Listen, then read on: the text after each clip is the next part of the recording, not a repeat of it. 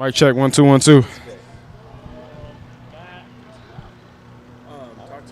Talk to Thomas, and he was saying how you're looking like the quarterback of the defense now. And how he's saying even though it's supposed to be him, he said that it's kind of on you now, and you've kind of taken a lot of a leadership jump from last year this year. Can you kind of speak on your jump from leadership and play and punt return and kind of all the more things that you become like responsible for from last year to this year? I know it's a lot. Yeah, it is kind of a lot. Basically, to summarize it all up, I had to grow up. Not really fast. I kind of, expected this to happen. With me playing as a freshman, I knew that I was going to have to take on a role. I kind of feel like I have a natural ability to lead and that carries the charisma. So, it wasn't hard.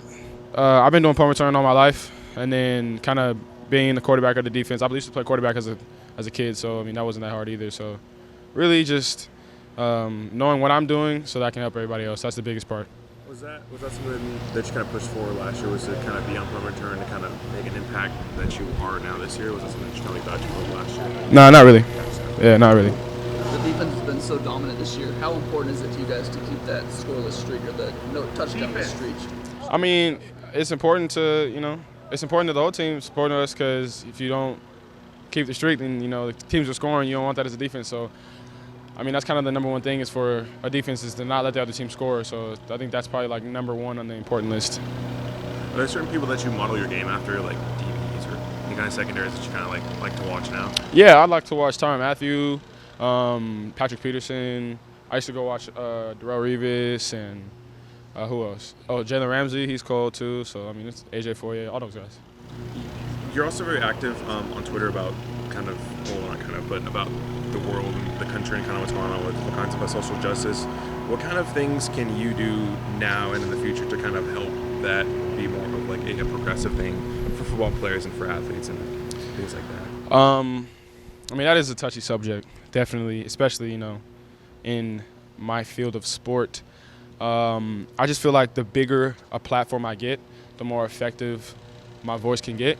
Educating myself, not only educating others, but educating myself about, the types of things that are going on in this country because, there are things that aren't good and there are things that are good, the things that are bad. But, just educating myself and then the close ones around me, and hopefully that'll trickle in the effect of them educating people around them educating people around them. So eventually everybody's educated about it and we can get out of this cloud of hate and bigotry that we are in today. Is that something that you're constantly trying to just talk to other people about, or something that you're on social media about, just to kind of just let your voice be heard to the rest of the country and like what you feel about those certain issues? I like to just make my opinion heard. I'm not necessarily like pushing it on people, but if you have a conversation with somebody, you can hear it if you're paying attention closely. So if I hear it, then I'll like to correct it or just educate them, make them feel more well-rounded. And then kind of that same lane for you and for music, is that something that you like kind of put into your football life and just into life in general? We all listen to music, but like how big of a part of that is your life, just listening to music and new artists and kind of things that get you like fired up for game day? I'm just a regular dude, so however y'all listen to music is however I listen to music. It really, music it's a way to express yourself. It's, take yourself out of this, state of mind. You kind of just, close your eyes, listen to music, turn it up, listen to shower, stuff like that, driving a car. So however you used to listen to music, man, I listen to music too. So. Coach Ivan was just talking about how just critical a piece you are specifically to the defense because of not only your abilities, but the nickel and being able to go from nickel to deep and those sorts of things. Obviously, you saw that last year with Ugo, and now you're filling it yourself. Do you feel that and recognize, like, how cognizant of your own importance are you? Like, everybody can feel like, yeah, I'm the most important guy or whatever, but you really do feel an unbelievably big and critical role in this defense. How aware are you of that? Yeah, I'm heavily aware of that, and that was kind of one of my goals to make it a point that, like, you guys need me on this team. You know what I mean? I feel like everybody should have that mentality. Like, you're going to need me on the team. I make a difference when I'm on the field, and that's how you should play. I feel like if you're a competitor, that's how you should think. You know what I mean? Like, you want to be one of the guys on the field. So I feel like, through this offseason, I kind of made myself that guy, and I improved my run defense, which is, that's big, especially because last year this game I missed a lot of tackles. So that was one of the main games that I always think about when I'm trying to help the run. But I just really I want to help my team in every way possible. So if I can do everything at one time, then I'll do it. But obviously, I can't need my other 10 guys. So So you think back to last year against these guys, you think more about the missed tackles than the interception in the end zone? yeah, definitely. I mean, everybody's gonna congratulate you for all the good things, but who's gonna coach you for the bad things?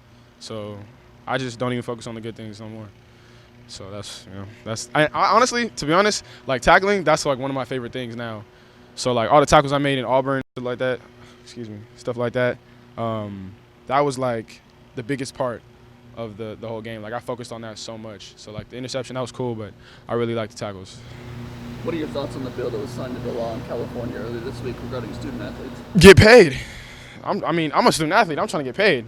What I'm saying? I just feel like we should make money off of what we do. I mean, that's NCAA is making billions off of us. Do you think more states will continue to follow California Definitely. State? Definitely, because everybody wants to compete with each other. And it's a huge recruiting pitch. So the more states that do it, the more other states are going to be like, well, I don't want to lose recruits. I still want to be a top team. So I'm going to ask my, government to pass the bill or whatnot. Like Alabama's going to do it soon, I guarantee it.